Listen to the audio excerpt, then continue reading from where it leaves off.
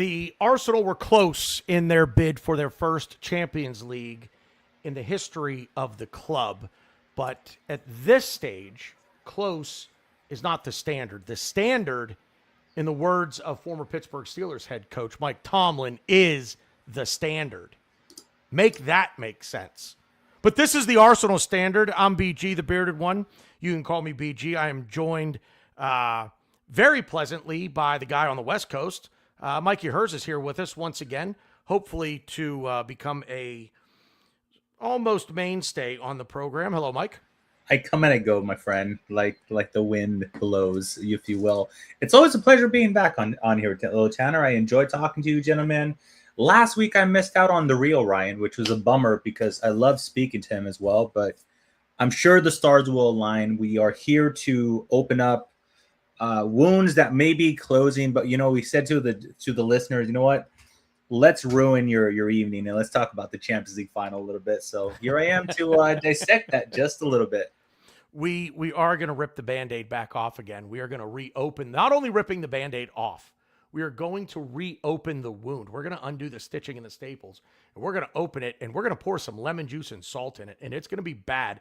But by the end of the show, we will stitch it back up, staple it back up, put the Band-Aid back on, slap you on the hand, tell you to put some dirt on it, and get back in there and play like a champion today.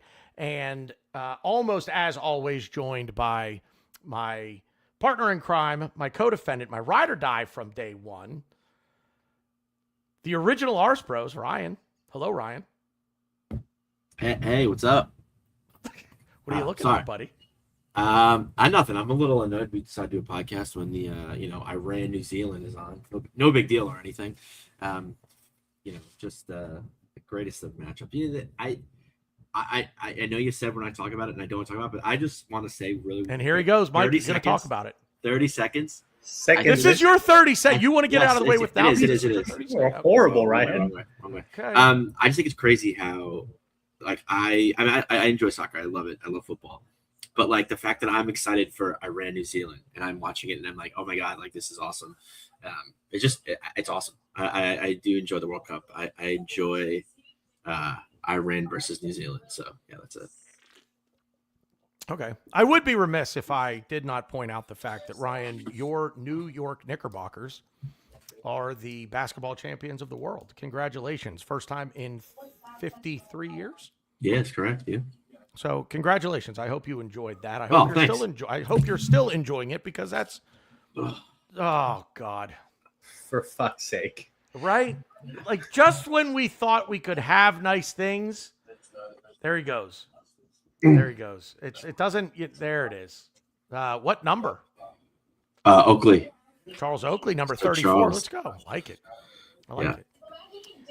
Anyway, so let's dive right in here, boys. Mike, I'm going to give you the first go around here since you weren't here with us last week. Go ahead and just thoughts on the season as a whole. Premier League champions, first time in 22 years, but we fall just short in our bid for our first Champions League. So conflicting emotions at the end of this season. But I'm very curious as to where your head is at. Where's your emotional state? And hopefully you're not wanting to kill me for bringing it back up 2 weeks later. No, overall positive. I was on a ledge, and I mean a ledge after the Champions League final. I was bitching and moaning at anybody and everybody that was willing to hear me. My good friend Sebi literally called me. He phoned me, back in the olden days, people used to not text and used to speak over the phone. Didn't know my phone could do that. It shocked me when it first started ringing. And he talked me off an edge. He kind of gave me the, hey, in perspective, where we are, what the future holds for us, the youth of our squad. So it was it was really a good chat. It was a good, solid, long 15, 20-minute chat. I think I needed it. I was down. I was very down because, despite the fact that I went into this Champions League final thinking, I wanted to convince myself that whatever happened, it didn't matter to me because we already won the league. And so I looked at it like, hey, Mike, how can you possibly be ungrateful and say that this is a bad season or this is, this is failure or something? How can you possibly be that person that is still negative despite looking at what type of parade we had, what type of reaction we had from rival supporters, the fact that we accomplished it 22 years after versus a juiced up Pep Guardiola last season, Manchester City. This was supposed to be their last dance. Heavily injected with a shitload of signings, and it's something that I'll never let that go because it's kind of easy to be like, I think like a lot of the media has normalized it, and we're like, no, I'm not going to allow that to be normalized because not every single team spends whatever 100 million or 200 million in the summer, but then follows it up with another whatever 100 million in January. Like this man doesn't have to worry about, oh my God, all my defenders got injured or a winger got injured. They're like, it's okay. I'll just go buy the next best winger that's available on the market in January. And I don't want to let that go and let that I don't want to minimize that what we did was win the league and the most competitive league in the world versus one of the most juiced up teams in the entire history of this game. Coincidentally, we went up against the next juiced up team in all the history of this game, PSG. I was going to say they started the trend, but realistically, it was Abramovich with Chelsea that kind of started this trend in sending football down this really dark, crazy path with the whole sport washing thing. But I could realistically look back and say I didn't enjoy the large majority of that league campaign. The large majority of it, as you guys know, and Ryan, I drove you crazy with this. I would say, what the shit is going on? We're playing like shit. It drove me absolutely. It's just absolutely nuts. Like not literally, I could think of maybe like 5 games out of the season, 2 of them being versus Spurs that I enjoyed. And then outside of that, I'm like, it's that classic meme where, yay, my team is playing. Holy shit, I want to kill myself. And then, yay, my team won. It's that classic meme, and I absolutely love that meme. And that was the large majority of the season. But winning cures all, said Sir Kevin Campbell. Ironically, the anniversary today, if I'm not mistaken. Yeah. And it's one of those things, man. At the end of the day, nobody gives 2 shits. No, you may have rival supporters trying to do the whole. I see it so many times. It's like this thing where like, it's crazy how nobody cares about Arsenal. We all moved on to the World Cup, which is crazy that they say that because I keep on reading that same tweet over and over and over, and they just can't let it go. So I'm going to milk this for as long as I can milk it because it's a win. It's a league win, and I'm going to forever cherish it, man. So overall, including the Champions League, and I know we're going to dissect the Champions League a little bit more a little bit later, I could say this was a positive season. So that's where I'm at right now. I'm a happy camper looking and chilling for the transfer window. Like literally whoever the shit we're linked with, whatever the club wants to do, I'm just going to sit back, relax, and enjoy the ride. Ryan, you ironically were the one who was pretty outspoken after the Champions League final with Mike and I. You weren't thrilled, I guess, maybe is the best way I'll put it, but I'm going to hand it off to you and let you take over. And your initial reaction kind of right after Big Gabby misses the penalty to now 2 weeks later, just how are the emotions, but then, tell us a little bit about how you felt about the game and our performance. Yeah, so I kind of brushed on this last week. I was at a bar in the city with my wife and my friend Hot Connor, and I had so much fun. It was such a blast getting to hang out and meet different Arsenal fans. I was in fact wearing a bright yellow. I forget what year it was. The bright highlighter yellow kit with El Neni on the back. So I was making friends. I wore that shirt with pride. Love that. Yeah. It was so much fun, and people always talk about how me, Connor, are really good together, interesting together. We like kind of bounce off each other in a good, funny way. So like that made everything, I want to say at the time, easier to digest. Connor was kind of in Mike's seat. He wanted to jump off the ledge. We're walking down 7th Ave and he's screaming, the UEFA fucked us. We got fucked real nice and good. Screaming it. And it is like busy. It's a Saturday afternoon, right? So, yeah, it's a Saturday afternoon. So like there's people just walking by and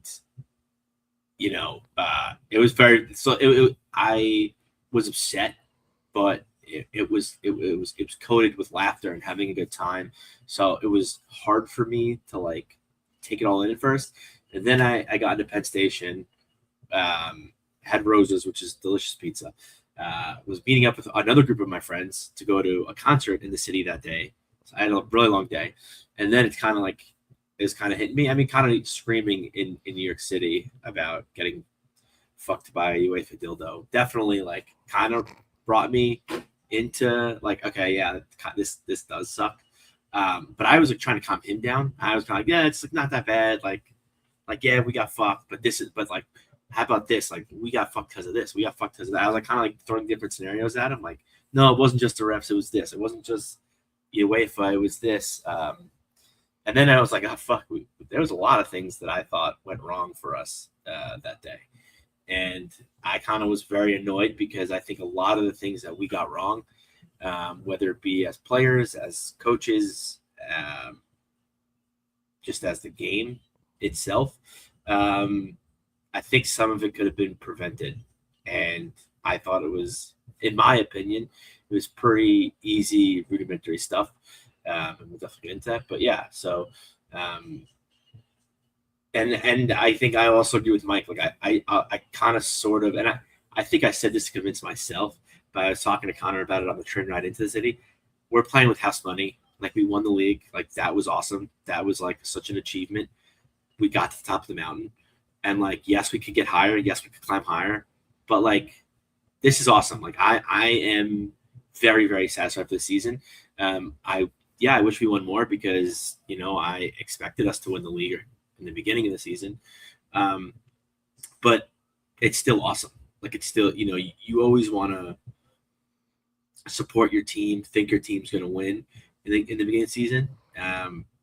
But even throughout, like when they actually do win it, it's still it's an amazing feeling. But yeah, we'll definitely get into the more negative stuff. But even after it all, including the Champions League final, I'm stoked. I'm excited. I'm excited to bring new faces in, maybe see some old faces leave, and start again, repeat. Yeah, I've gone back and forth with this over the last 2 weeks. Like, was our performance, were we really sitting back and just trying to defend a 1-0 lead for the better part of 2 hours? Or did the referee starting with, because I think in the first half we were on it. Okay. I think it was Paris, they're the current Champions League holders. They're going to do what they do. They're going to possess the ball. It's going to be a bit of a dogfight. I think we're the better defensive team, so we should be able to withstand most of what they throw at us. But we need to take our chances when they come, create a little possession for ourselves. But if there's a chance for the break to be on, we need to take it. And I think in the first half, we did a pretty good job of that. I think we played them pretty evenly. And then at the very end of the first half, with the referee not allowing Bukayo Saka to take the corner and blowing the whistle for halftime, I think that changed the complexion of the game going into the second half completely. I think that really I don't know if it put the idea in heads that, boys, the fix might be in here. If the referee is giving a corner and then rescinding the corner, like blowing the whistle for halftime, not allowing that to be, the final kick of the ball before halftime, that, okay, what more is going to happen here? And then the second half starts and we just, right off the bat, we see where this is going to go. And if an Arsenal player would have taken studs up to the shin with a broken leg, that referee was giving us a yellow card for simulation. You know, our player might leave the pitch on a stretcher, but we're gonna get the bill for the ambulance ride after the game. The referee's gonna walk into the room and be like, "Oh yeah, hey, here, this is yours. You owe this." It was horrible. So I'm torn between, did we really think we could sit back against one of the best attacking teams, if not the best attacking team in the world, and just defend for 2 hours? Or did the referees' corruption play a role in how we played that second half? And quite frankly, into extra time, because I really thought that in extra time, they were there for the taking. They were gassed. They were out of ideas, completely out of ideas on how to break us down. And we just didn't seem, in my opinion, to really want to go at them. And I think that's a microcosm of the entire season, where if I had to sum up the entire season, and I'm with Mike on this, the meme thing that you described, it's like I'm watching games. I'm the dog with the beer and the fire all around this, as far as the coffee, whatever it is. Everything's fine. Everything's fine. Everything's fine. Like, you know, our season is burning around us, but this is fine. And quite frankly, that little voice, "This is fine. This is fine." Guess who that was? You know.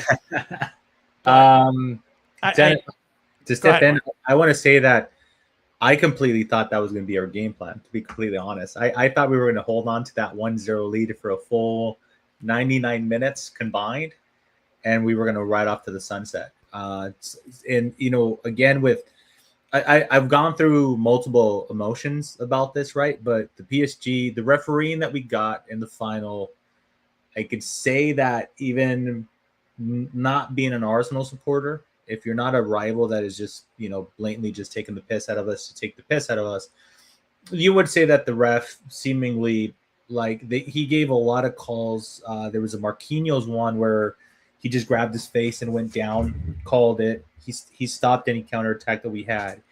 Bukayo Saka got a yellow because his foot went over the ball, made zero contact versus PSG. Yeah. The biggest one where you were like, kind of like, holy shit, what is this guy doing, was the corner. Because, like, I feel like it's one of those things I used to say a lot with PGMOL is like, you have to want to make that call. Yeah. Because there's no, how many times have you ever seen that in a sport in which, you know, there's no extra time after that. It's not like he's going to allow another counterattack. So he's going to allow that ball to get whipped in from the corner. The score, great. If you know, whatever, if their goalie comes up and gets the ball, that would have just been the end of the half. But this whole idea where you guys are taking too long, despite a PSG player actually kicking the ball away initially, that took us a little bit longer to get the ball. And yes, we do take our times with our set pieces, but it kind of set the tone. And then I will say that initially I was just upset about how everything played out. The penalty was a penalty. I do believe that Mosquera did make the contact. Oh, yeah. But then what happened with Madueke, and then the Marquinhos and the Bukayo Saka booking, and the, you know, corner, and then you know, where I started heading into a really dark place is when I started looking at the highlights versus Bayern Munich, and throughout the entire campaign, we all said in the Champions League, if the ball hits your hand, it's a penalty. And nobody ever said anything. And I remember there was a penalty that went against us, and Mikel Arteta himself said, I have no problem with it. That's how we are interpreting the rule, and that's how the penalties are being called in the Champions League. Well, PSG had two handballs in versus Bayern Munich, and it turned into this whole cluster of black and white shit that didn't exist before. A cluster of gray, that didn't exist before up until their game. So yeah, it's. I'm a supporter. You're a supporter. We love this club, and it's really hard to detach from it. But to see the same person, the owner of PSG, be like, he's also on the board of UEFA, he's also on the board of FIFA, he's also on the board of, you know, he's also the owner of the sponsorship of the UEFA Champions League. Fuck, man, like it takes a lot not to succumb to way of thinking and saying, yeah, we were going upstream. Look, man, if 2 and 2 adds up to 4, you're on to something. You're on to something, yeah. I will say I kind of do think just, and I've been very critical of Bukayo Saka this season. And clearly, and this happens a lot as a supporter. You get really frustrated and you don't truly know what's going on behind the scenes. Clearly, he's 10 types of fucked to beyond anything I thought of, because now Tuchel is saying that he can't even start a game or he can't even go 90 minutes. So he can't even train on back-to-back days. So the fact that he made it to the Champions League final or played a few games towards the end of the season, he was really fucking pushing himself, to say the very least, and he was really risking his World Cup. We don't know how many minutes. No, I did see a fucking great tweet where they said Tuchel rather a 10% Saka than Palmer and Foden, because they were left behind and left out of the World Cup, which I thought was pretty funny. Yeah. So all that said is the absorbing pressure and maybe potentially going to the counter. I think that is Mikel Arteta saying that I have a 40% Bukayo Saka that can't run. I have a Trossard that he's towards the latter stages of his career, can't run. We're not going to be able to create any crazy counter attack on this team. So I think the fact that the ball ricocheted off of Marquinhos, if I'm not mistaken, fell into the path of Kai Havertz, and Kai Havertz did flipping brilliant with that goal. 5 minutes into the game, we started defending, and I remember looking over at my friend Anthony, who was with me watching the game, and he doesn't watch football at all the way that I do. American football is his thing. Season ticket holder for the Raiders. He loves American football, and he's often the one educating me during the games when I'm watching it with him. All that to say, I looked at him and he said to me, Mike, what the fuck are you guys doing? And I literally say, we've been doing this all fucking season. This is just who the team is. This is how they play. And I said, the crazy thing is, Anthony, despite my foot looking like it's going to fall off, because I was a guys, when I say it was a nervous fucking wreck, I was a nervous wreck, guys. Like I was standing, I was shaking the entirety of the game. But I did say, you know what, Anthony, this is just who we've been this season. And if Arsenal win 1-0, it wouldn't shock me one bit. That's verbatim what I told them. So unfortunately, penalty happened. We lost it. Fine margins and whatnot, and penalties, it's always a 50-50. The penalties, that's where I get a little bit more negative, and we expand on that if that's where you want to go, Tanner. But I just wanted to chime in on the ref thing, really. No, that's fine. I again, I'm torn, because like you, I saw this trend, this pattern of play from us all season long, where it was just like, if I'm going to move on to a bit of, well, not a bit of, I'm going to kind of, this is what we in the business like to call a segue, but on to the next topic would be your one takeaway from the Champions League final. And my one takeaway from, excuse me, from the Champions League final is this team lacks, and I mean lacks it. I mean, it's not like, oh, they're right there. They just need that little push over the edge. No, this team lacks that killer instinct. This team lacks the Jalen Brunson mentality. It lacks the Michael Jordan mentality, for those that aren't going to get the Jalen Brunson reference. It lacks that we've got one, we're going to get two.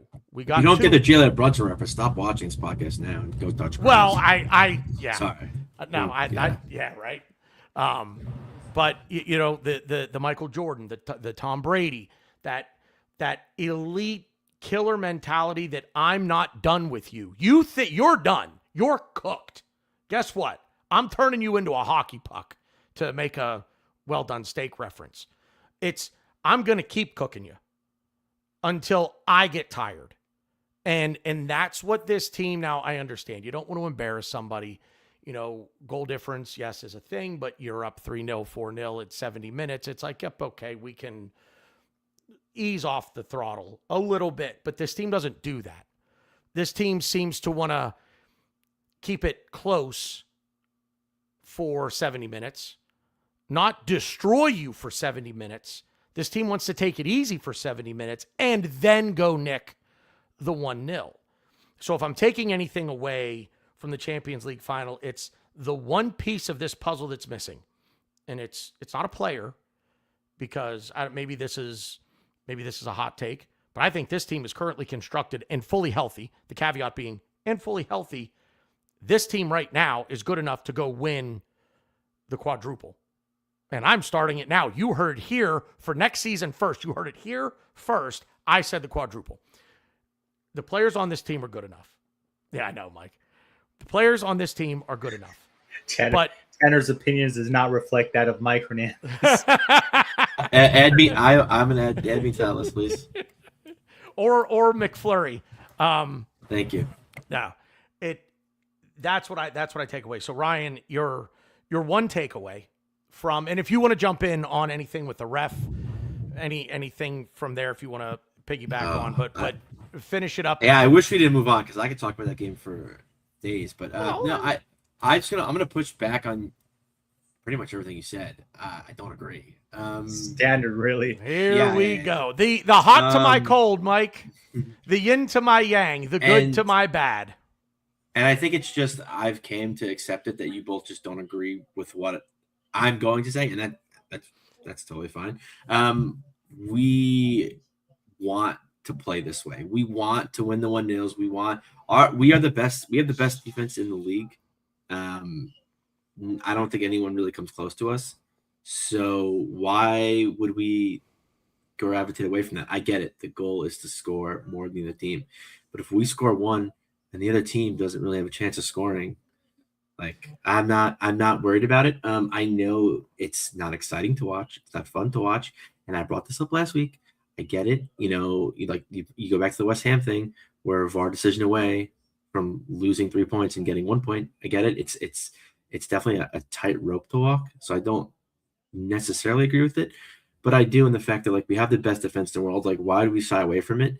I think my issue was I don't agree with the 11 we picked. If we were going to be that much into a shell, which I agree with you that their defense was for the taking, and I think once we saw that, we should have pushed forward more, but we didn't. I think the players wanted to stick to the plan, and that is okay, because that's our identity. Our identity is we're not going to kill you with 6 or 7 goals. We're going to kill you with what you said, Tanner, earlier. We're going to devoid you out of ideas. We're going to crush your will. We're going to, you think you're going to do this, you're going to do that? No, we're just going to stop you every chance we get. Now, obviously, other factors came in. I think I'm not blaming this loss on the reffing, but the refs definitely, I think the refs probably reinvigorated this PSG team, and I think the refs got them back into the game. But when the refs got them back in, PSG took it. They got the penalty, which was in fact a penalty. They took it. They scored. Okay, cool. Game on. But to say that we don't have a killer instinct, I think is I just don't agree. I think our killer instinct is we're going to defend the shit out of you. And I mean, you see it in some of these players when, we kick balls out for a corner kick. Oh, a little appearance from the wife. Yeah. Okay. Really? Where? Okay. I'm literally. Anyways, I think she's laughing at you in your. Yeah, she's laughing at me in your boy's extra small tank top from 1990. Whoa, extra small. It's crazy. Yeah, we're gonna just avoid. I see. I already lost my train of thought. Let me argue with you because Okay. I'll try to get you back, and Mike, jump in anytime, because boy, oh boy, if you cannot. Okay, if you go up 1-0 against Burnley in the 5th minute and you want to see that out, I'm sorry, the tactics surrounding that mentality is hope. Because you're now But we have the best defense in the world. Why hope isn't you're hoping that the ball that you just okay, you want to dominate possession, I get that. If the other team doesn't have the ball, theoretically they can't score, minus the third leading scorer for Arsenal, Mr. Own Goal himself. The idea that you are up 1-0, 5 minutes into a game against the best attacking team in the world, and you say, we're going to see this out. We're literally just going to sit back. Even if we get the ball, we're just going to hoof it long. We'll give it right back to you. We're just going to make you start from your own end again and come forward. To me, that's just asinine. And that's a disagreement in mentality. But it worked. It didn't work. It didn't work. No, it didn't. Time out. You didn't let me finish. It worked until we conceded a penalty. Right. So Ryan, it worked for 45 minutes against the best attacking team in the world. I think it worked for a half. It ultimately worked for a half. It worked. The second half, they didn't score an open play dominated goal. us. They didn't score an open play goal. It does, Ryan. My I know. point when so you open sit play back, goals aren't the only thing that matters. When you sit back and you do what we did, you're inviting that instance. You're inviting that one moment. Yeah. And the one moment, Ryan, the one moment, everybody, this drives me nuts. This is cheerleading for the sake of cheerleading. That's all it is. This isn't analysis. This is cheerleading. What's cheerleading? What you're saying. They didn't score an open play goal. They won the Champions League final. They won the Champions League final. On the one hand, you say set piece goals, they count just the same. We win games that way. Exactly. But now you're saying they didn't score an open play goal, so it wasn't that good. We did everything we wanted to do. Okay. We lost the game. Ultimately, it's not okay. It's not okay. I'm saying okay to what you're saying. I'm saying okay with what you're saying. Mentality of look, agree to disagree, but I don't understand that mentality. It's not our job to stop scoring goals. I get the best defense in the world thing. I get the idea that, hey, if we don't get another goal, we're okay because we are the best defensive team in the world. Totally agree there. But what I'm not okay with is not even trying to get another goal. And that's, granted, the referee could have altered mentality from Arteta. I will concede that possibility in the second half. But the idea that in extra time, when we could have gone at them, to your point, and we didn't, that's like, okay, now you're playing for penalties. Now you're playing for the 50-50, which I will never, ever accept the mentality that, look, the name of the show, the Arsenal, the standard is not 1-0 up in 5 minutes. We're done. We're good. We're just going to sit back now. It's a leisurely stroll in the park. No, go get the second. Go get the third. Bury them. Because what happens is what happened in the Champions League final. You invite that one moment that changes the game. And the one moment was Christian Mascara getting beaten by one of, if not the best left winger in the world, to the point where he had to take a penalty. And it's a penalty. None of us are disagreeing there, thank God. I don't really think any Arsenal fan disagrees with it, by the way.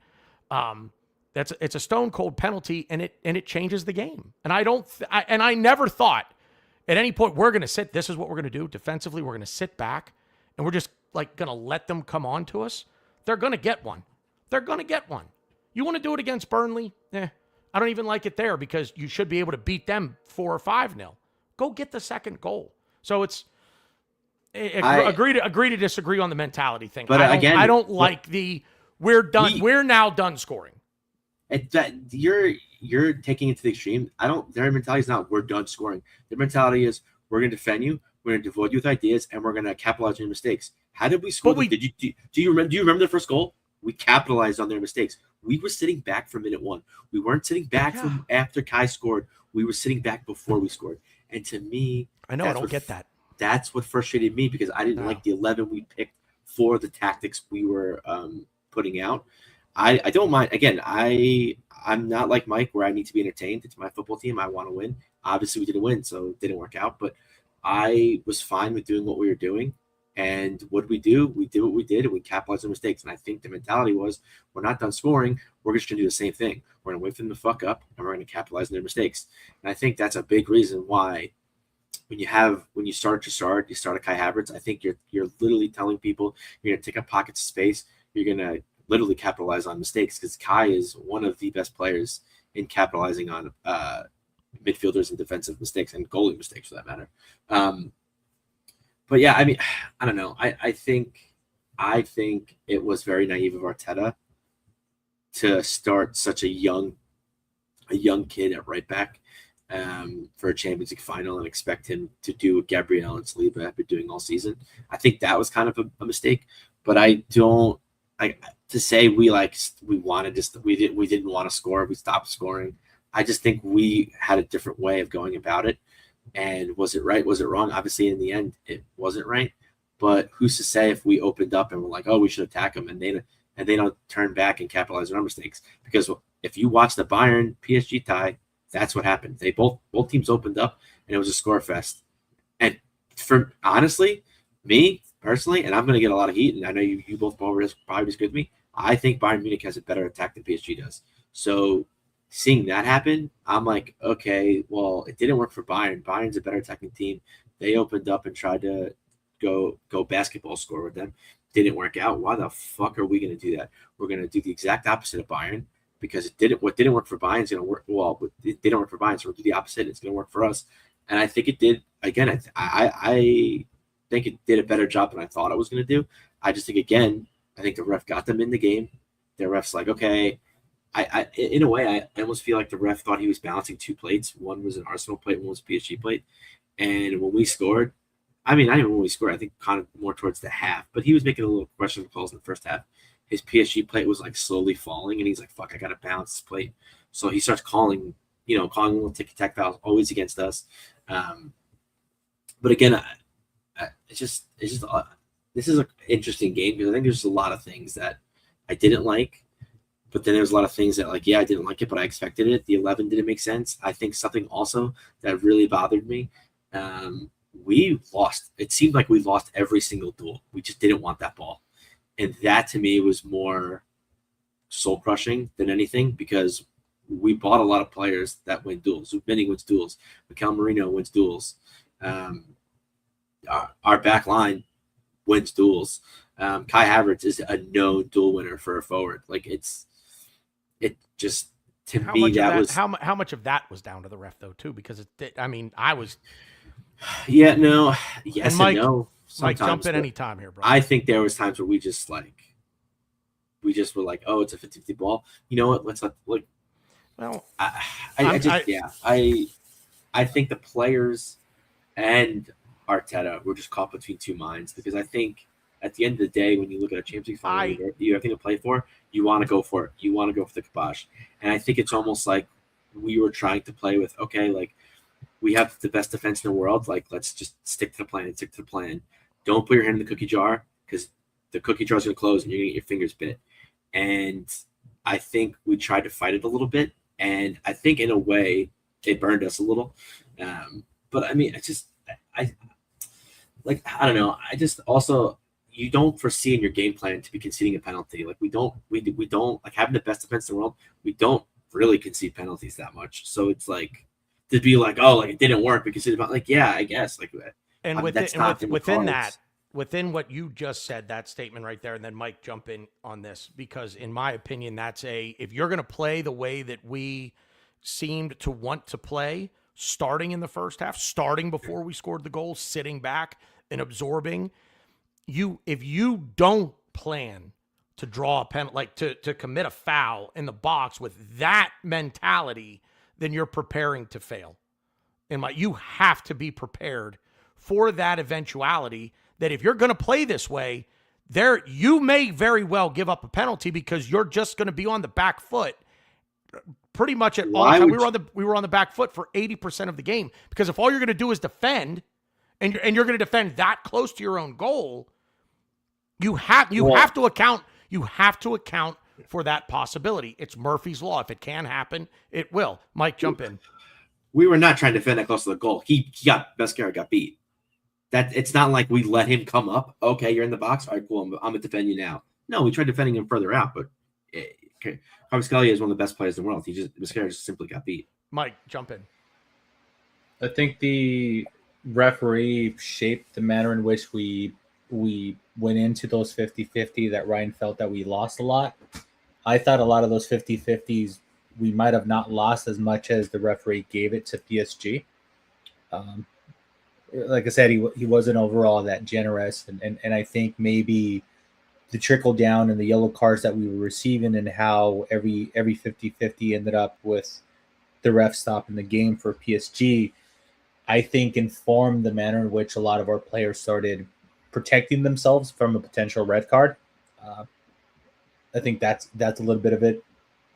I don't necessarily agree with Ryan and say that, and maybe I want to misspeak for him, but this is what I'm gathering from him. I don't think he's saying that we go into the games with the intention of only defending. For me, PSG is one of the, they have one of the best front three out there. I like his point that he brought up about Bayern Munich. I'm sure you could sit there and argue that over beers for a very long time because it was duo Barcola Dimitar Kvaratskhelia and Dembele in the middle versus Kane, Olise, and is it Lucho Diaz right now for PSG for Bayern Munich? I think they bought him from Liverpool. You could argue about those front three, left, right, and center all day long. Where I think you could argue their front five. Each team's you could argue each team's front five over beers for a week. Yeah, I mean Bayern Munich. I mean PSG has an incredible midfield of three as well. So they're both of those teams are completely stacked. You know what? Honestly, going into that game, I don't think this was going to be a situation where we were going to outshoot either of them. I don't know if that makes any sense. And look, I don't want to say that they wanted to climb up as much as they did climb up. They got the early goal, and maybe that's just happened naturally. They did do it successfully for a large period of the season. So if that was the game plan, I wouldn't blame them if they thought they could get away with it, if that makes any sense, Tanner. The starting 11, I'm not quite sure what Ryan is shooting at, because I mean that's pretty much the starting 11, and I know that he mentioned not starting Mosquera, but that he's the only available right back that we realistically had. I know that Timber came in, but to me that says Timber was 100% not able to finish 90 minutes.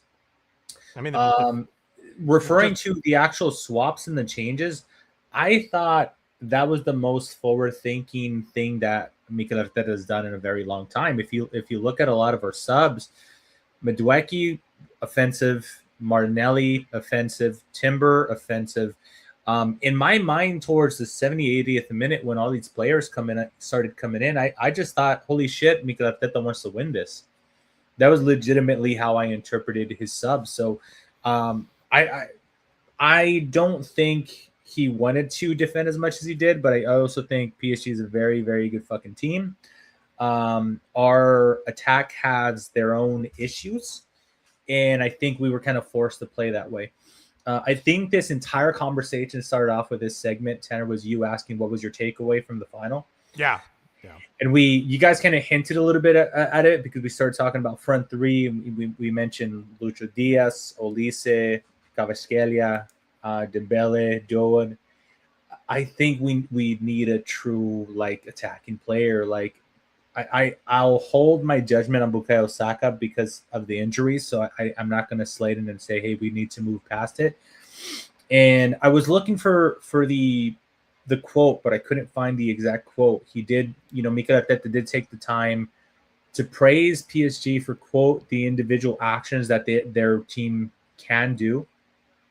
And then I remember somebody made reference, Mikel Arteta said something about doing what they're doing a little bit more, and somebody said an attack. And I believe he said, yes, we want to emulate those actions, referring to the attacking aspect of their game. So I think that's the closest thing to a hint that even Mikel Arteta is yeah, we do need a little bit more sauce in attack.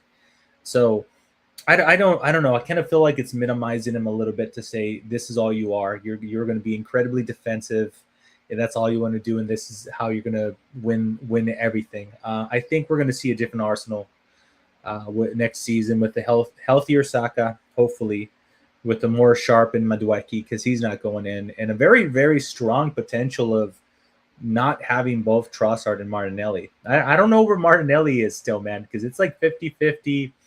No links on the outside. I'm sure somebody would be willing to purchase him. I think I saw some faint links to Bayern Munich and PSG, but that doesn't seem like a place for him to go. I don't think he's going to be playing any more minutes. I saw Trossard was linked to Besiktas, I believe it was. Him, I think the writing is on the wall between the age gap and everything. He wants to play more football. He's a good squad player, but he clearly wants to start. And, he realizes as well with the competition that he's playing, it's a difficult task to undertake. So I'm curious to see how that ends up. But my biggest takeaway, man, is dude, look, man, they pulled Kvaratskhelia and introduced fucking Barcola. You know what I mean? And I posted the thing, or I can't. I'm still in host mode, by the way, Tanner, where I think I could click on these comments to highlight it. But I shared it. It's a few scrolls up, but where I shared it where it said one of my favorite tweets that I read during the Champions League final was Madueke and Martinelli on to strike fear into their own teammates. And listen, for the 70th minute of the Champions League final where my leg is falling off, that was pretty fucking funny, and I think I needed to laugh. Yeah, right? That's good. But I also saw that and I'm like, you know what? Martinelli's done crazier shit than score a fucking, you know what I mean? Like, Right. I was kind of like, sure, he could totally do this. So I was all on board. I was all on board with the subs. I thought the subs were incredibly offensive. I was encouraged with them, and I was really happy with them. And I thought because that they wanted to win that game prior to going into the overtime. So little bit of column A, column B. I would say that the team is extremely comfortable with defending, but I deny or refute or fight the fact that we go into these games saying we just want to score one goal or not. Because I'm sure if somebody just point blank asked Mikel Arteta, is your aim to only score one goal? He's going to say, fuck no. So I do think that having a crippled Bukayo Saka for what seems like 80% of our season, Trossard and then Martinelli, who, you know, as I always like to say, Martinelli doesn't know what Martinelli's doing next. I think it was a little bit of a recipe for playing the way that we did.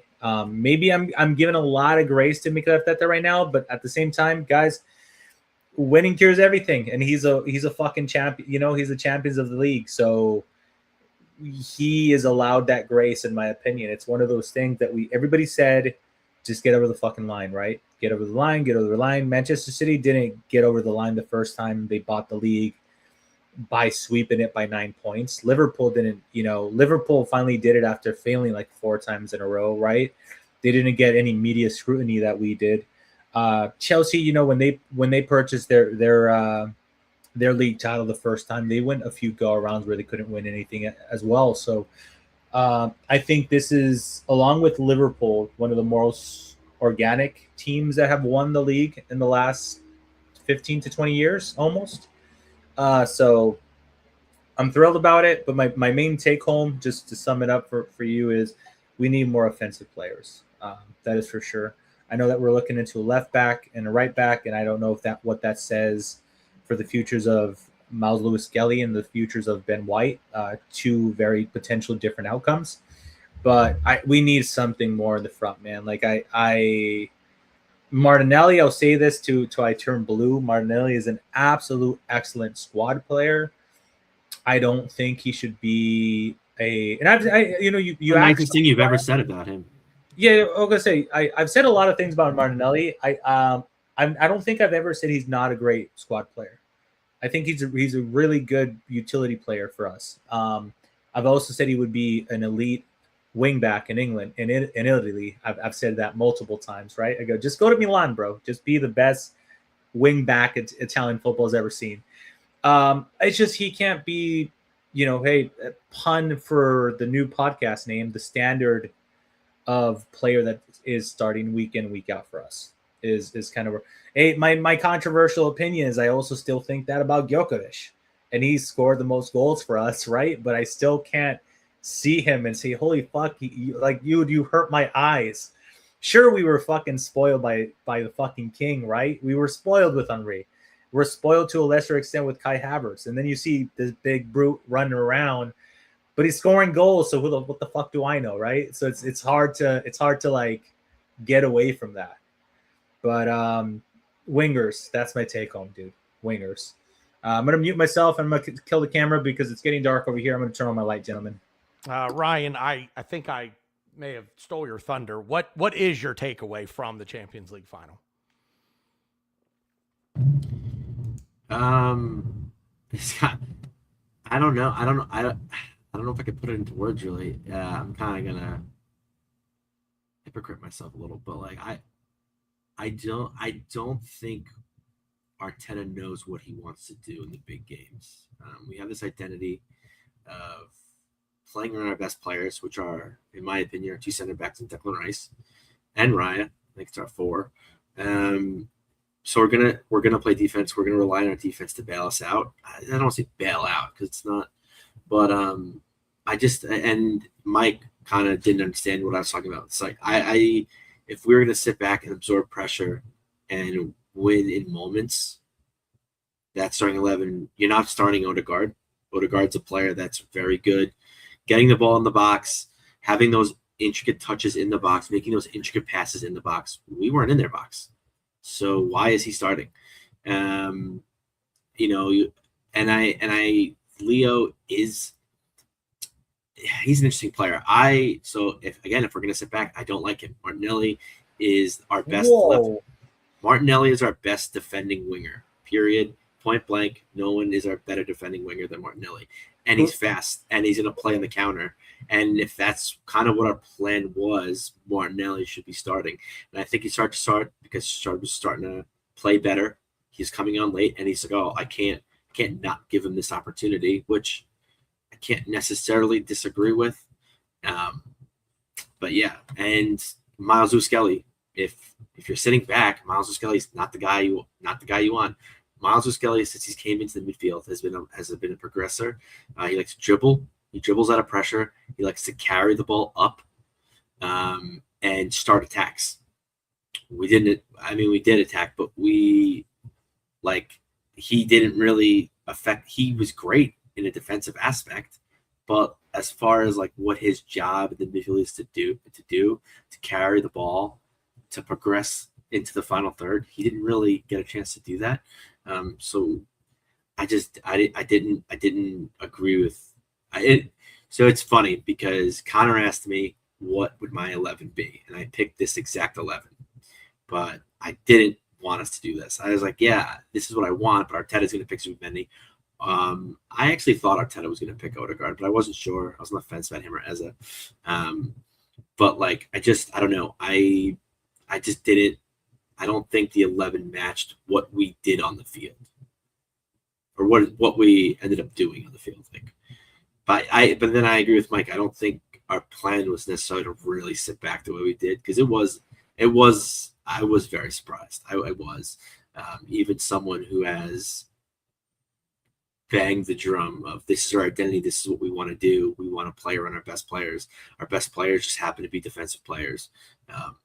So we're going to defend like we're scoring, and that's what we've done all season. So I was okay with it. And I think another interesting wrinkle, which I hate when people say this, because people always used to bring this up with Tottenham. Oh, the Spursy, they score so early and then they lose the game at the come full time. But I think we scored too early. I think that was not the, and I think you said that too, Tanner. Oh, we scored too early. Like, what does that mean? Your object is to score goals. What do you mean we scored too early? But I get it, and I kind of agree with it. I do think scoring the goal that early was not very beneficial to us, other than, yeah, we're 1 point ahead. Like, they have to score. They have to score. Just real quick on that note, you want to score, so score as early as possible. It's just also the caveat with the tag after that is, and score as often as possible. If you're going to score early, if your mentality before the opening kick of the ball is, look, we want to play things close to the vest, we're going to take our moments where they come, but we really want to play things close to the vest, then yeah, that if that's the mentality, and it's we want to defend more than we want to possess the ball in this situation, in this game, then yeah, you scored too early, because if you don't go try to get a second, you're just not gonna defend for 2 hours against that team. And yes, but we didn't concede from open play. But you pretty much did. When you I shouldn't have said that, because I hate when people say that. But I think my main thing I want to say was, like, because you even said we devoted them of ideas. They didn't know what to do. Yeah. And again, I think the ref, which is why, like, if there's one part, and it reinvigorated them. In a way, the ref's calls kind of gave a little bit of juice to Kvaratskhelia, and he's like, oh, okay. And that little bit of juice he got from the refs, I think got him, it sounds silly, but got him past Mascara. And then Mascara's like, well, fuck, Like, what do I do now? And then that led to, the one mistake of the game, which costed us, a Champions League final. Can I say, Well, just to defend the starting 11 a little bit, Ryan? I think he chose the three most press-resistant midfielders that we had, along with two of them being great at advancing the ball with the ball at their feet, which is Odegaard and Declan Rice.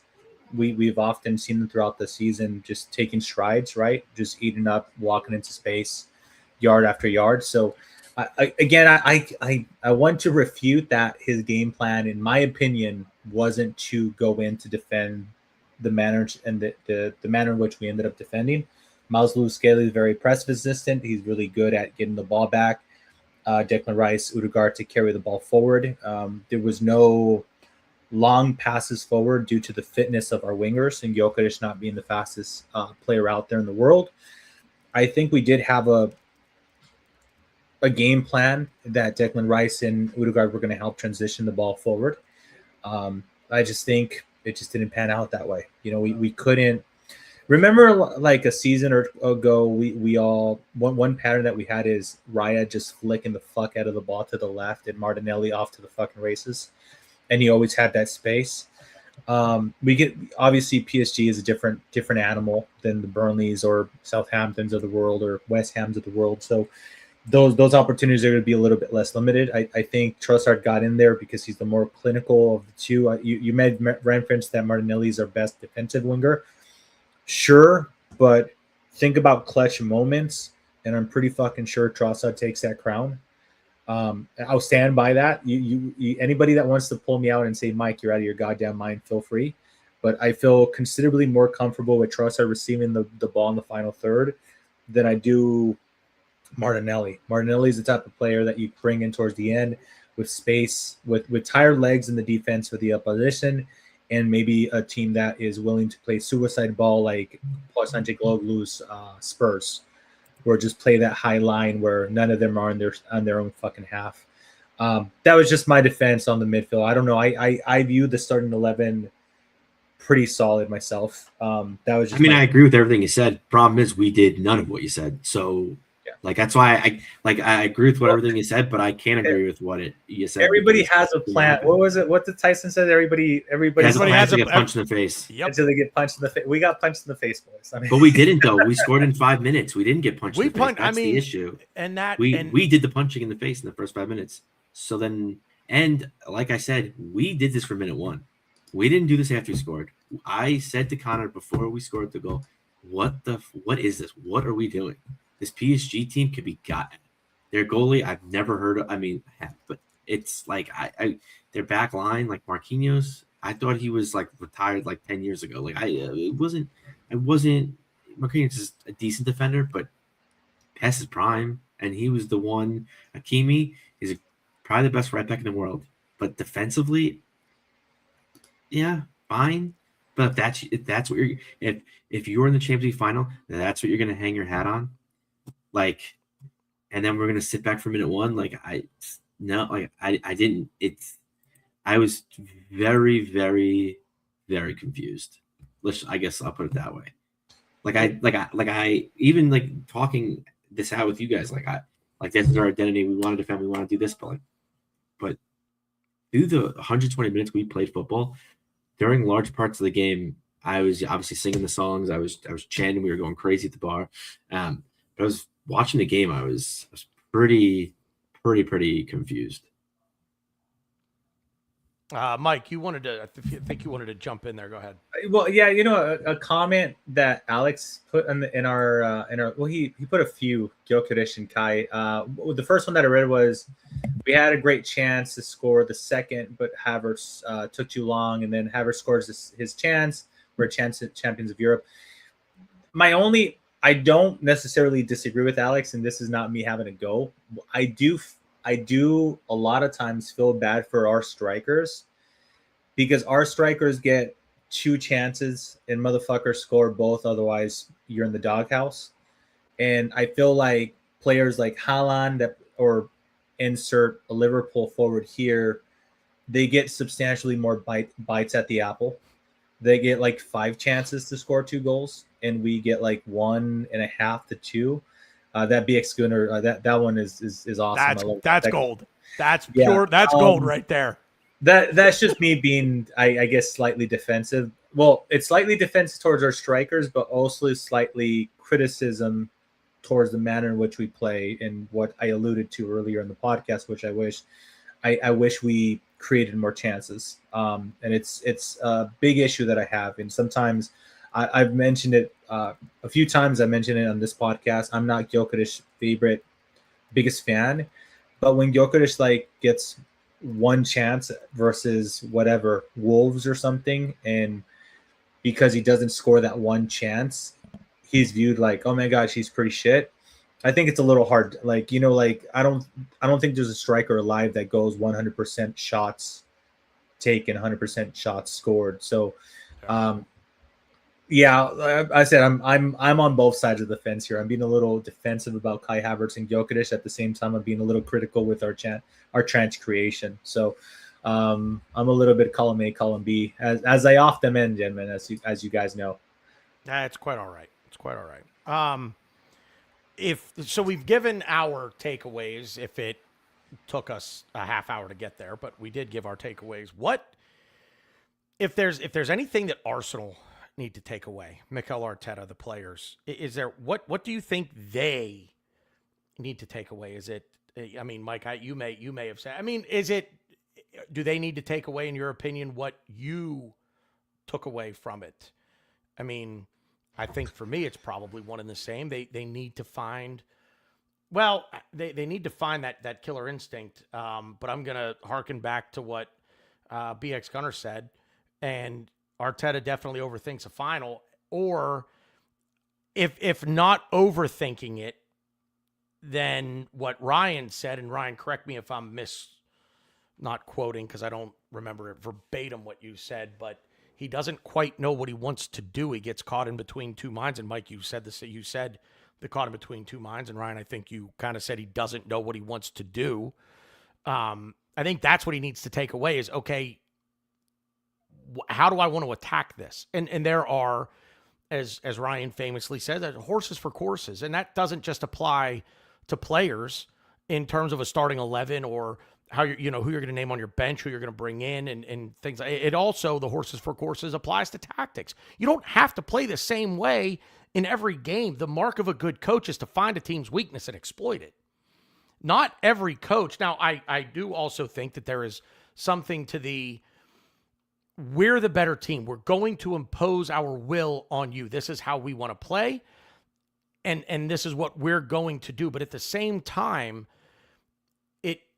it makes too much sense to be the versatile side that can attack you in multiple ways. Attack from the wings, but hey, guess what? Attack from the middle too. Hey, guess what? You want to take away the wings? We'll create a chance, and guess what we're going to do? We're going to get a corner.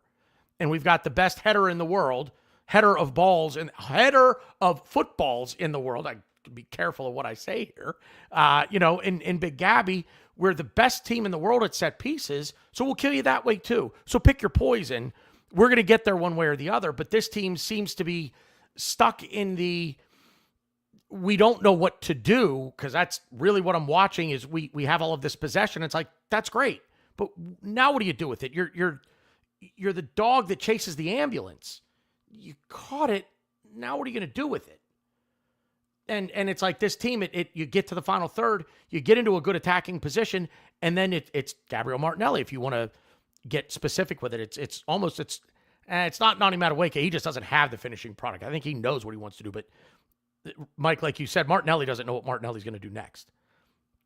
And you get there and it's like, I'm just so excited. I don't know what to do, and so I think if Arsenal, Arteta, they need to take anything. I don't think this is a player issue. I don't think this is down to talent, roster, none of it. I think this team, as currently constructed, without the likes of a Morgan Rogers or an Eli Jr. Krupi or who else are I don't even know. This Christos Solis is not he's a squad player at best. He's not going to be shut the fuck up. Sorry. The Ayoud Buwadi is not. He's not. The big two are Morgan Rogers and Junior Krupi, and I'll take them because I do think they raise the level, but I don't think we're not that far off. And I don't think, and if you can hear the dogs barking in the background, I apologize.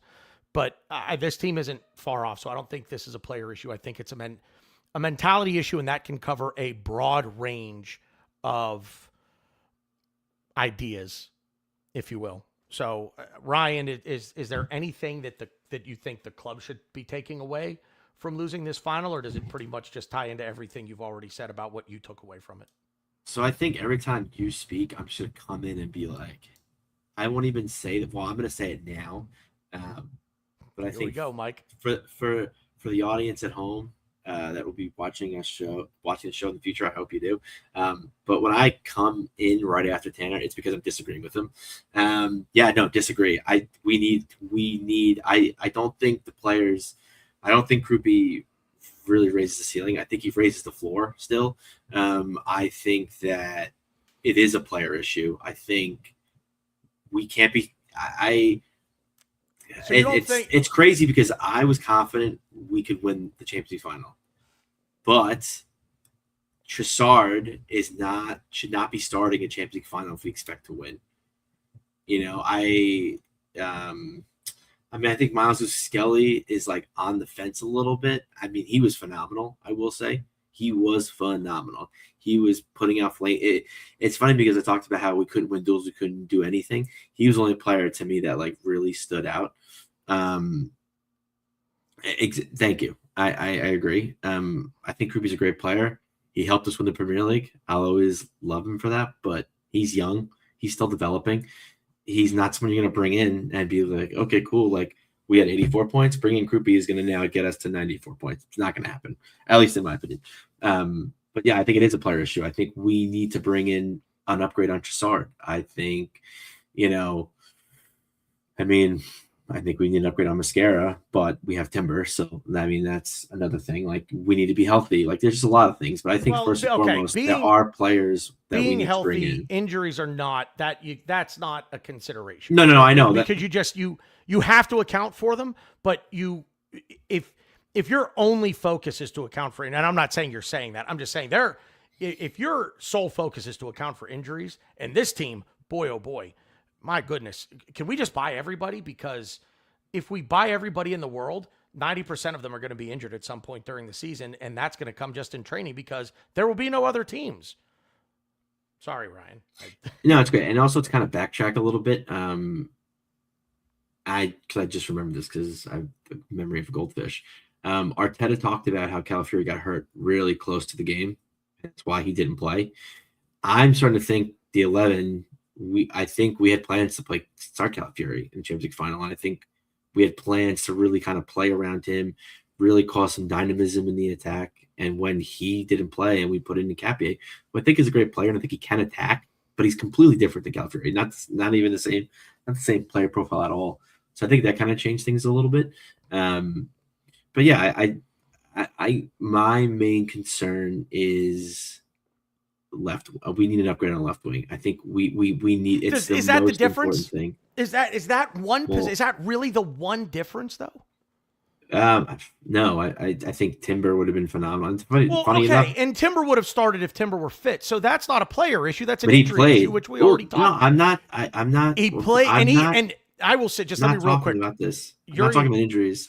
I'm just saying. Timber gave everything he possibly could. I'm not. This is not an argument with anything you're saying. This is just simply a statement that he gave everything he possibly could for another an hour, give or take, in that game, considering that he played all of extra time and he's basically playing on a torn groin because he had to withdraw from the World Cup.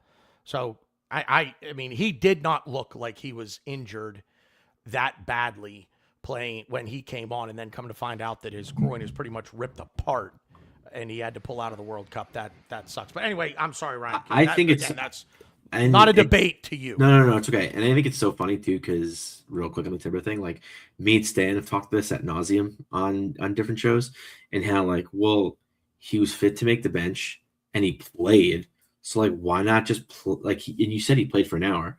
So why don't you just play him for the first half and then have that precautionary, okay, we're going to play you and then we're going to take you off? Because I think that's and like Alex said, he thinks if Timber was fit, we win the game. I won't stretch my neck out that far, but it was, I mean, who committed the penalty? A player that is not, Sure. it should not be starting a Champions League final. I know, and I also Timber's fitness was in case of emergency you play, Ryan. If we were 2-0 up in the 60th minute, I don't think we ever see Timber. We might see Timber seeing out the injury time, the last 5-10 minutes. But who do you start? Sorry, Mike. Shoot.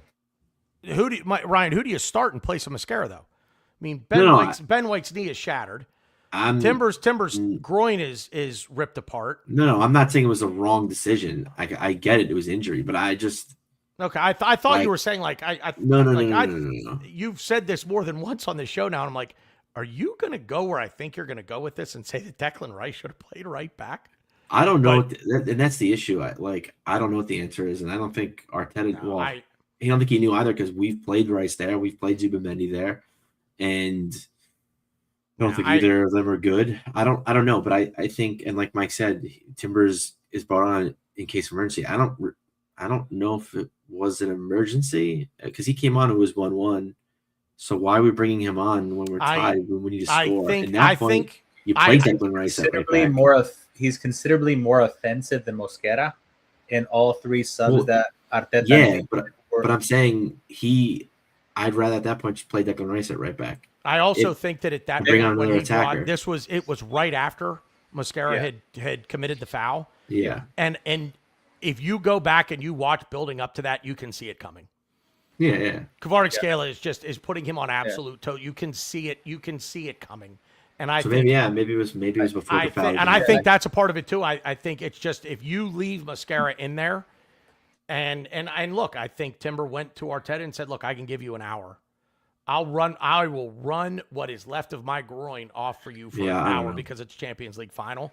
And I think at that point, Arteta's like, if I don't make this change, we're going to concede 4 penalties. Mosquera's going to commit 4 more fouls. All of which are going to be to Kvaratskhelia. It's definitely a tricky situation, I think, for sure. Especially when we've experimented so many times with our midfielders playing right back that you're like, okay, we've done it, we could do it. I don't know. I can't even really articulate or argue it because I don't know what the right answer is because my right answer I want to be is not play Mosquera, but then it's like I don't have a better answer. So I don't think you can necessarily.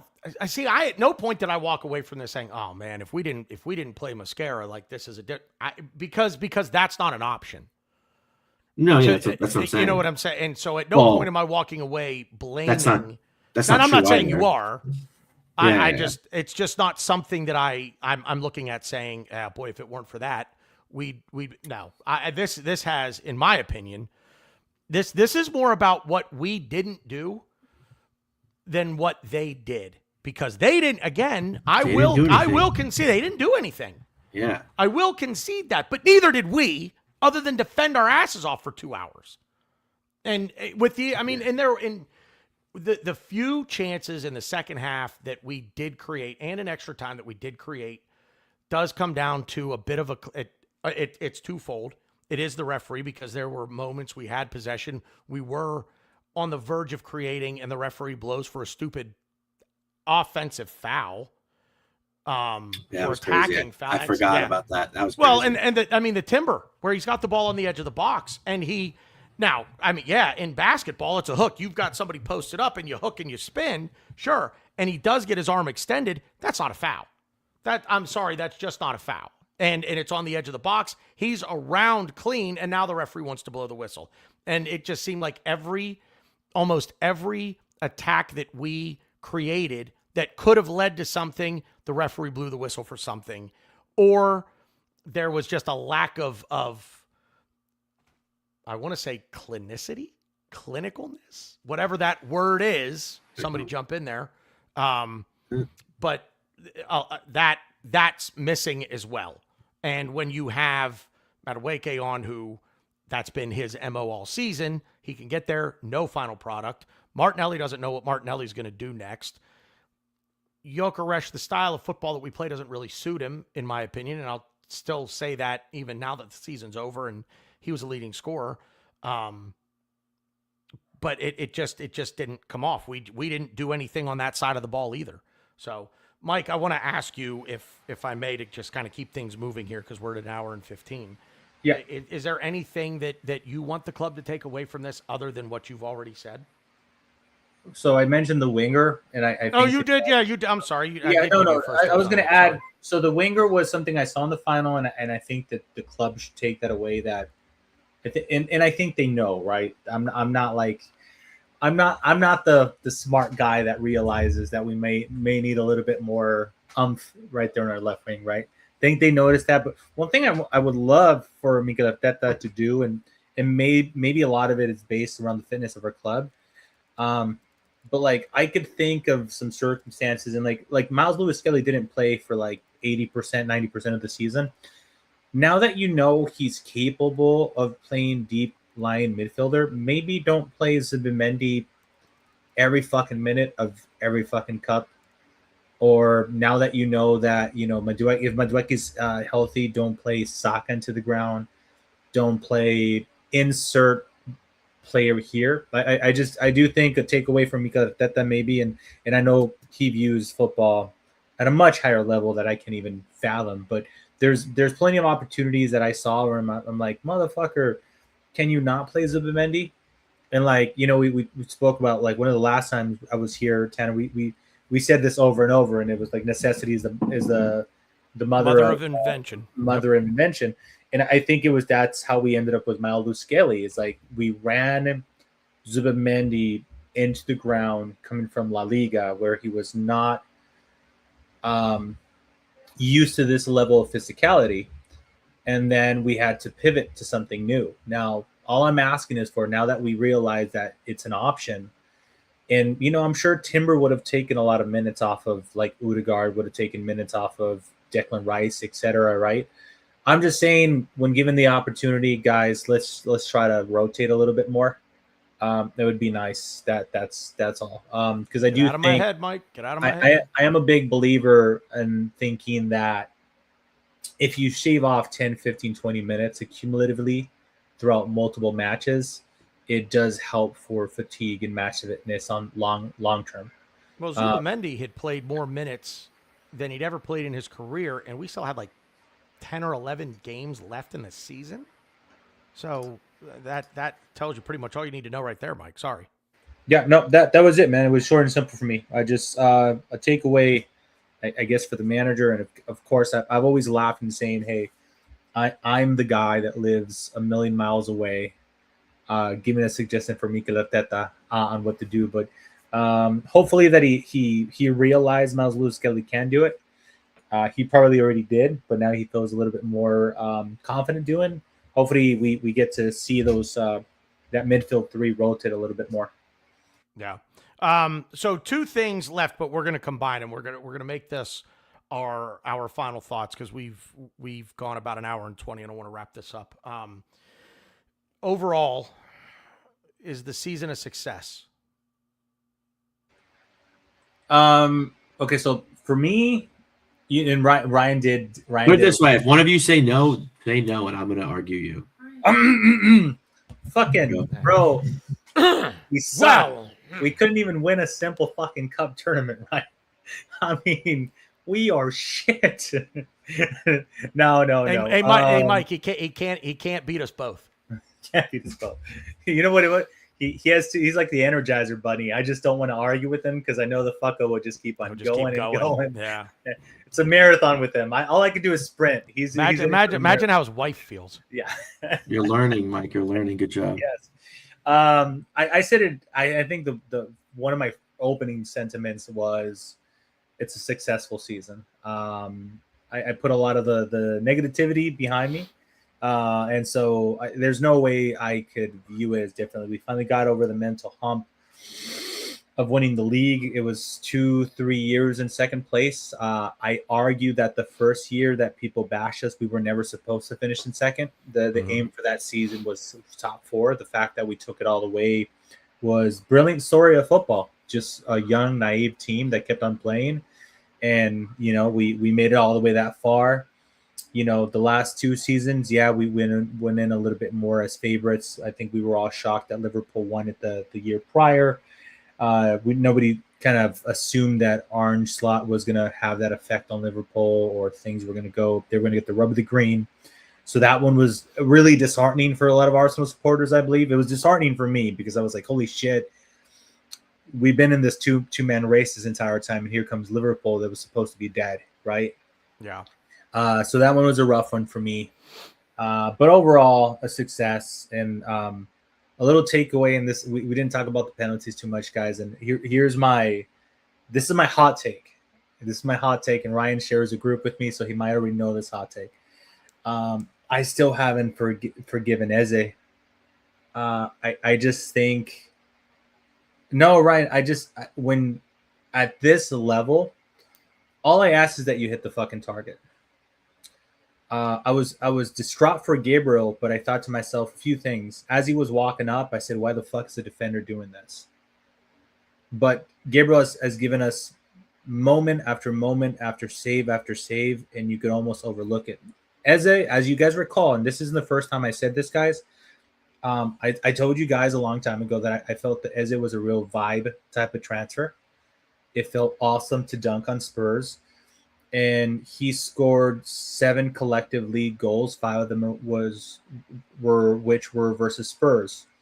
And shout out to you for dunking on Spurs, and go for it. Like, dunk on Spurs. And I know that scoring a hat trick for the Spurs is going to immediately skyrocket you into the fucking, highest of the, culture legend.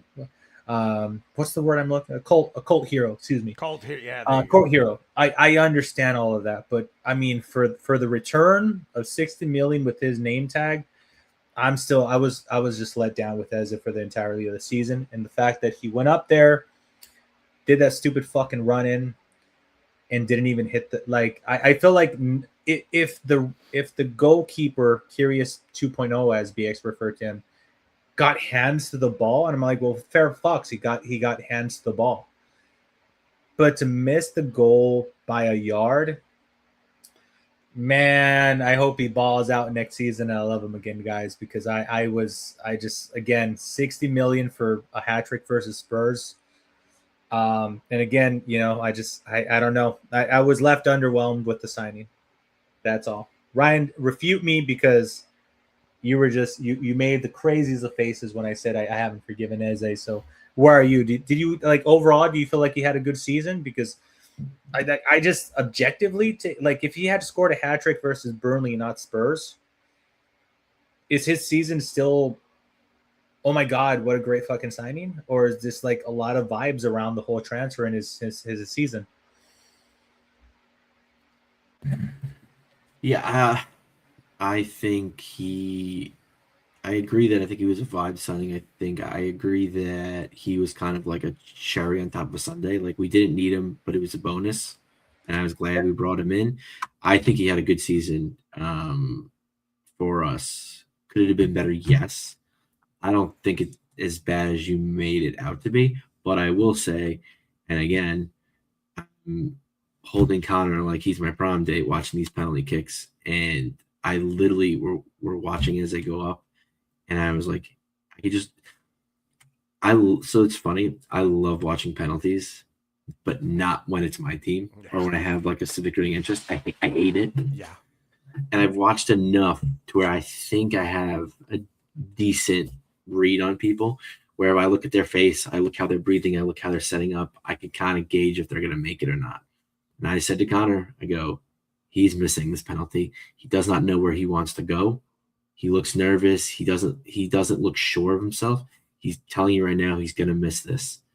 And Connor's like, yeah, and like he like agreed, but like was just kind of like, shut the fuck up, like, So we're watching him line up, and as he's like doing his little tiptoe thing, Connor's like, what the fuck is he's missed? And then Connor's now fully on board, like, that he's missing.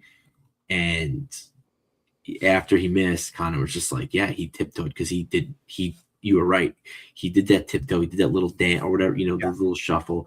He did it because he didn't know where he was going, and he was stalling for time. I don't know if I would take it to that extent, but I can't disagree with him. Like, I was just like, you know what? Like, maybe. But yeah, he didn't know where to go. The moment took the best of him. I don't hate him for it. But yeah, I mean, it's definitely like it sucks. And I will say to Gabriel, like and I'm like really mad because I know we went into penalties with Palace and he didn't take one, but I've seen Gabriel Magalhaes take penalties for us. I don't know where, so that's why I'm like I could be just making that up. Porto. Okay, thank you. But yeah, I didn't, and it's funny because me and Connor again before penalties, I named all 5 penalty takers, and I named all of them. I named Gabriel, and Connor's like, I'm like, he's gonna take one.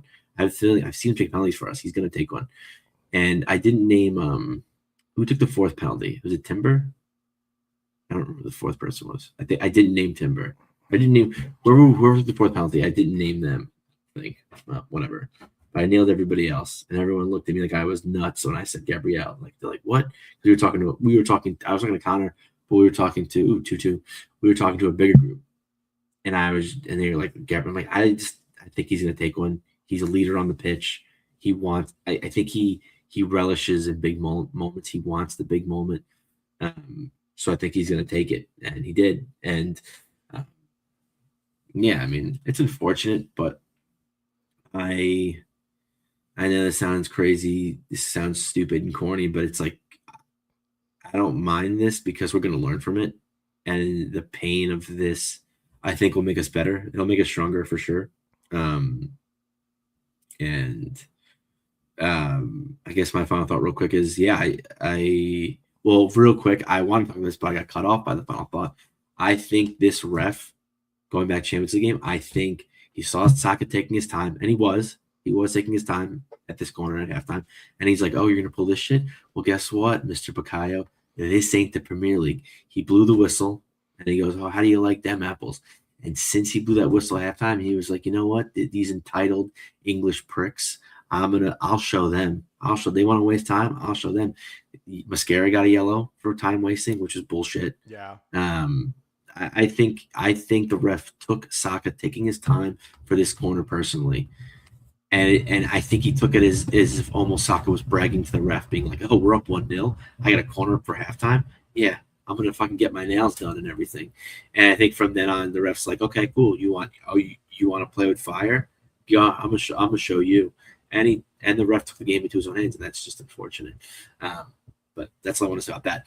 And I just want to say, like, what I really want to see going forward, to me, I think it's more of a thing that I saw in the Champions League final. I want, and I've always talked to how this is our identity. We want to defend. That's how we want to play. This is what we want to do. We want to hunker down. We have the best defense in the world. And I believe that. I think it's a little more complex than that. I don't think we know our attacking identity. I don't think we know what it is. I don't think we know what works, what doesn't work. And that's not to say I don't think we have a plan B. But I just don't think we have an attacking identity.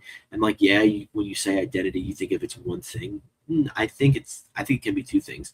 I think it can be an overall identity, but I think you do need to have an attacking identity because there are teams that attack in different ways, and they still score a lot of goals in different ways. And we were second in goals in the Premier League. So to say that we weren't good offensively, I think is just wrong. It's a blatant lie. We were second in goals, and you could say set pieces. So that's an attacking identity. And as much as I think that can be our attacking identity, I don't want that to be because you can't rely on set pieces. But yeah, so I think in this summer I would like to see a signing that can maybe clear up this attacking identity because we don't have a left winger that could start for Arsenal Football Club that can win the quadruple, in my opinion. I don't think Trossard's good enough. I don't think Martinelli's good enough. Are they both off the bench good enough? Yes, I do, but not starting. And I don't think we can all agree on who our best striker is. People say Havertz. People say Gilchrist came on late, and oh man, he's really assimilating to the Premier League. Like maybe it is Gilchrist. Why didn't Gilchrist start in the Champions League final? We don't know. You may think you may be like, yeah, no, Gilchrist is not good. It's Havertz, and sure, that's your opinion, and you're entitled to it, and I really won't disagree with you. But I don't think Arteta really knows who the striker is that we want to put like it. Like say we have another Champions League final tomorrow. I don't think, and you don't tell Arteta who we're playing, I don't think he would be able to tell you who the striker is for this team, and I think that's a concern because I think if you're going to win trophies, you're going to make it big, and you're going to win the quadruple, you need to know who your best striker is. You need to know who you can rely on, and I think that's kind of like that's a big plus for a team like Man City, where like they have their flaws, but they know who their guy is. They know who they need to go to if things get rough, and you could say like, oh, we have Saka. Yeah, but the positions that he takes up on the pitch do not help us in the attack. They don't help us shine. They don't help us as far as winning games and being in big moments. He makes those big moments, don't get me wrong. But him getting chalk on his boots for 90 minutes, he closes down a big percentage of that field because he's in a corner. He doesn't have a lot of the field to work with. Yes, he makes things happen, but I think we need someone who can gravitate more towards the middle of the pitch. And it's funny because when Saka does move into the middle of the pitch, he has a lot of success. And it doesn't also help that he played injured all season. And like you guys talked about earlier, and the reports came out these last couple of days, he can't train in consecutive days. He's having major problems with his Achilles. And I just hope this doesn't get worse. Because if it does get worse, it's going to be now – I think England's going to maintain it, and they're going to be like, okay, cool, like we tried our best, we squeezed all the juice out, now this is your problem, Arsenal. And then we have to go back to the drawing board anyway because we're not going to have regardless, we're not going to have a fully fit Saka come the start of the season. So I think we need to bring in a player that could properly identify our identity more because I just don't think we have one. You know, if you look at like an example, like a front man for a band, who's our front man for our attack? You could say, again, Saka's the answer, and I will agree with you. But with all the things I just said, I think we need to look for either a new front man or maybe a side-by-side to Saka because I don't think Havertz is a front man. I don't think Gilchrist is a front man. And sure as shit, not Martinelli or Trossard. They're probably leaving. So I think it'll be interesting to see what we could bring in to really make us a team, to really, really watch out for, even though I think we already kind of are. You argued with me when I said that earlier. Well, what? That what? Nothing, because we're done. No, tell me. I won't argue. No. When I said that I think this team is good enough as currently constructed, you argued with me. I won't argue. It sounds to me like, hey, son, what do you think your punishment should be? Yeah. Just sounds like a trap,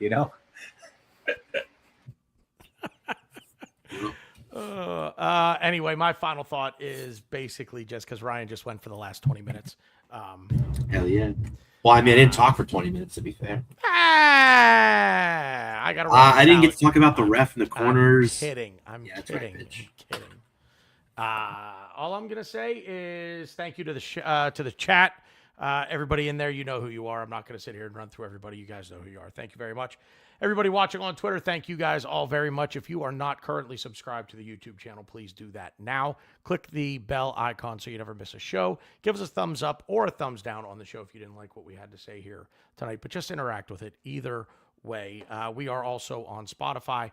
We are launching on other podcasting platforms, Apple Podcast, Amazon Podcast, Overcast. There will be different platforms as well. So if you just want the audio and you don't want to look at our ugly mugs, then by all means, go follow us on Spotify or Apple Podcasts or wherever you get your podcasts from. That is it for us. Stay tuned for much more content over the summer. We will have transfer shows. We'll have some World Cup stuff for you coming up. There will probably be another show this week. We just haven't quite figured out when that will be yet, but stay tuned. Again, if you click the bell icon, you'll never miss a show. There will be a World Cup. We'll do some transfer stuff. We will also have a show where we kind of reintroduce the brand and reintroduce ourselves to the community, and we'll certainly have that episode pinned to the top of everything we can pin it to the top of so that people can listen to the show, learn about us, how we became Arsenal fans, and what exactly we mean when we say that we support the Arsenal, but we do demand the standard. So with all of that being said, it has been good footy talk We'll see you out there.